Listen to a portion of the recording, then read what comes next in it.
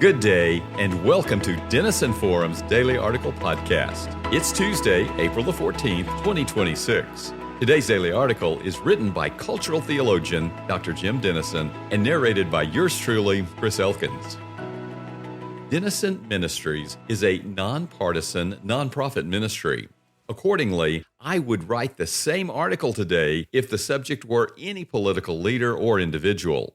In fact, that's my point, as I'll explain in a moment. As you probably know by now, President Trump posted an image Sunday evening on Truth Social depicting himself in a white robe with a bronze cape draped over his shoulders. An American flag stands on the left and the Statue of Liberty on the right, with soldiers and military jets overhead. A brilliant light glows in his left hand. Light also emanates from his right hand, which is placed on the forehead of a patient lying on a bed. Many across the political spectrum protested the image as sacrilegious. One writer called the post blasphemous and reprehensible. Conservative pundit Carmine Sabia stated, "As a Christian, I'm offended by this, and I don't know how any Christian would not be offended by this. There is only one Lord and Savior, Jesus Christ. Mocking him is not okay." End quote. The post was subsequently deleted. However, Mr. Trump explained to reporters yesterday, "It's supposed to be me as a doctor, making people better, and I do make people better." End quote. To his point, the AI-generated image was an edited repost of a meme posted in early February by conservative commentator Nick Adams. Though it has now been deleted, its caption claimed, "America has been sick for a long time. President Trump is healing this nation." End quote. No, he's not, but not for the reasons you might think. The Bible sternly forbids idolatry several places in the Old and New Testaments, which is simply defined as replacing God with anyone or anything else. One reason this prohibition is so relevant to us today is that idolatry dethrones the King of the universe and degrades him in ways that are deeply damaging to our individual souls and our collective ethos. Said differently, fallen humans need an authority higher than ourselves if we're to flourish in our fallen world. 18th century England understood this fact on a secular level. The British were convinced that the American colony's quest for independence was doomed because humans cannot govern themselves. Without a higher authority, in this case the monarchy, such governance would inevitably fail, they believed. For example, in A Great Awakening, a marvelous new film about the First Great Awakening, Benjamin Franklin is speaking with a British general about the colonists' embrace of liberty as a God-given right. The general responds in similar spiritual terms, referencing the parable of the prodigal son. In his view, the colonists, like the prodigal, would inevitably run back to daddy, meaning the King of England. America's founders knew whereof the general spoke. They were aware that the fatal flaw in self-governance is our inability to govern ourselves. For example, in Federalist number 51, James Madison famously observed, quote, "In framing a government which is to be administered by men over men, the great difficulty lies in this. You must first enable the government to control the governed, and in the next place oblige it to control itself." End quote. This is why, as I noted yesterday, John Adams and other founders insisted on checks and balances to ensure that no individual or group is invested with unaccountable authority. But even this system of self-governance is insufficient for the challenges we face. America has legislated against racial prejudice, but racism remains. More than 300,000 federal regulations carry criminal penalties. But the FBI reports that a violent crime is committed in our country every 26.3 seconds.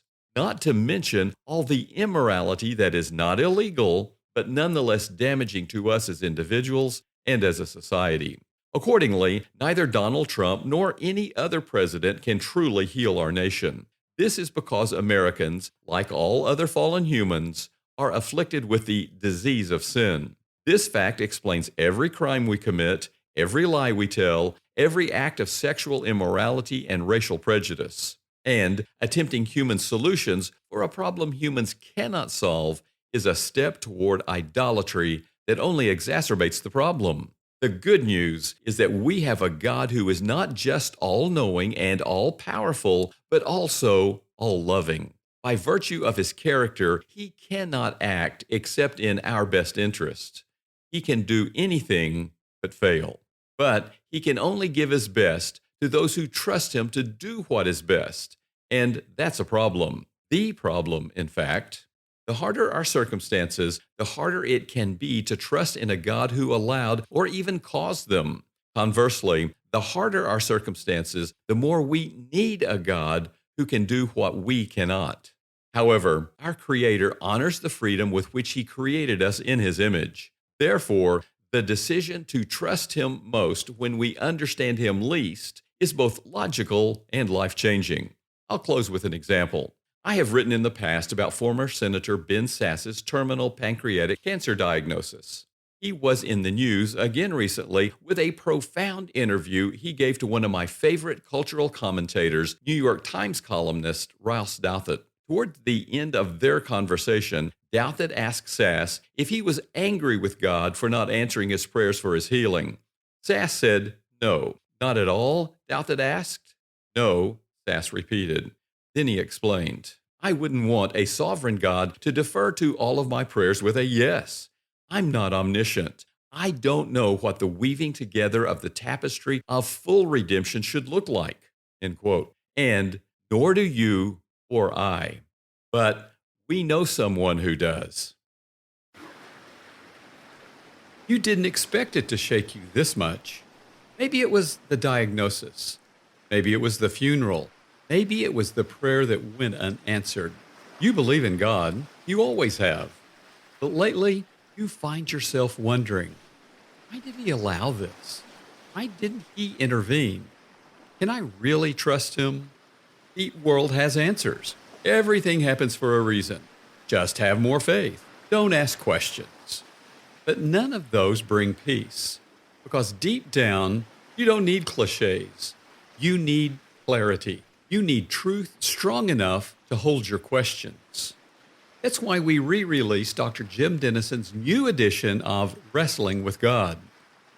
In this honest and personal book, Jim tackles the hardest questions Christians can carry, but rarely say out loud. Questions about suffering, about doubt, about prayer, about whether we can truly trust the God we serve, not with shallow reassurance, but with biblical depth and thoughtful conviction. Because wrestling with God is not the end of faith, it's often where deeper trust begins. If you have ever struggled to reconcile what you believe with what you've experienced, this book is for you. Visit supportdf.org to get your copy today.